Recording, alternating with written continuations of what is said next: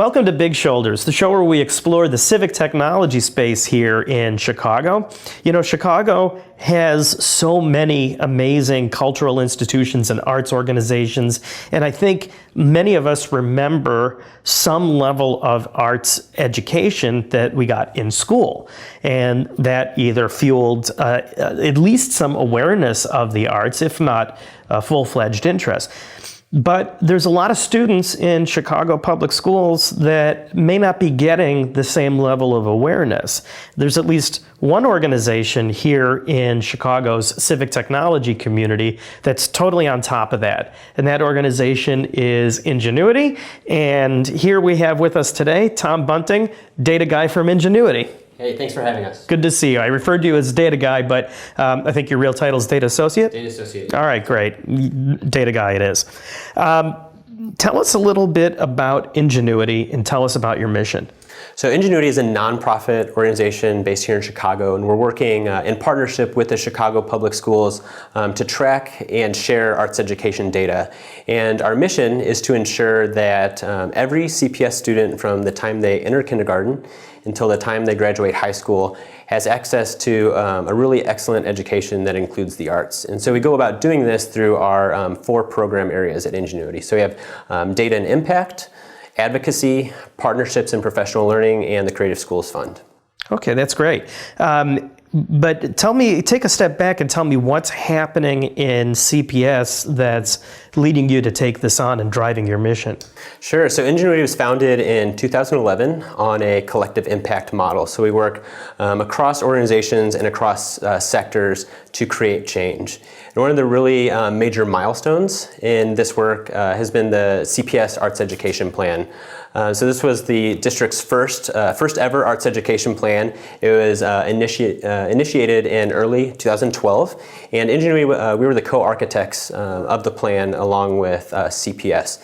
And so this document serves as our North Star, so to speak, and it influences the data that we collect from schools, so we can see how far along schools are in meeting the goals and recommendations set forth in the plan. We also have the Creative Schools Fund, which I just mentioned. So that's a grant-making partnership between Ingenuity and the CPS Department of Arts Education that makes grants directly to schools for arts education programs. Now, Tom spoke at the Chicago City Data User Group earlier this week about the data that they collect, and he mentioned that Ingenuity is the only organization that's collecting and tracking data on arts instruction within CPS. Tell us a little bit about what you're collecting, how you're collecting it, and most importantly, how you're using it once it's collected. Right. So when we started this data collection effort a few years ago, we realized right away that school leadership was going to be instrumental in making sure we were getting the proper response rate. And so the long-term goal here was to create a solid infrastructure within every CPS school that can sustain and nurture arts education. So we worked with CPS to establish a really neat position. That's a volunteer position called an arts liaison. So this is typically an arts instructor, but someone already working within the school that volunteers to be that school's champion for the arts. So a lot of the time they are driving budgeting and planning for the arts within their school. They advocate for the arts within their school community, and they build and coordinate partnerships with community organizations. That individual, the arts liaison, is actually also responsible for sharing their school's arts education data with Ingenuity once every year through the Creative Schools Certification Survey. And so they log in to artlookschools.com, so a web-based platform where they share information on art staffing and instruction, budgeting and planning for the arts, as well as all of their community arts partners that they have. So on the flip side, we also have the ArtLook Partners portal, and that's where community arts organizations log in to share their arts education data with us. And we've actually, over the past 3 or 4 years, have identified over 900 arts organizations working within the Chicago Public Schools. So we combine these two data sources with data that we get from the Chicago Public Schools as well as from the Illinois State Board of Education. When you spoke at the Chicago City Data User Group, it was very easy to see where some of the gaps were, where we were rich in arts education and where we needed improvement. And the reason it was so obvious is that you had this terrific visualization that was called Artlook Map, ARTLOOK Map. Tell us about that. Yeah, so Artlook Map we actually just relaunched in early October, so it's brand new, and it contains more data than ever before. So we're taking previously unavailable data, we're collecting it, and then we're disseminating it to the community through Artlook Map. And so it takes the data that we've collected from schools and arts organizations, and it puts this on this web application. And so users can go to artlookmap.com and they can explore and download all the data that we've collected. And what we're doing here is we're creating efficiencies. So schools can identify gaps in their arts education programs. They can also see sort of what's going on across the system, what other schools are doing. Arts organizations can identify schools that really need their services, and they can identify schools that would be a good match for their programs. Parents can use Artlook Map for school choice or just for learning what's going on in their school or in their neighborhood.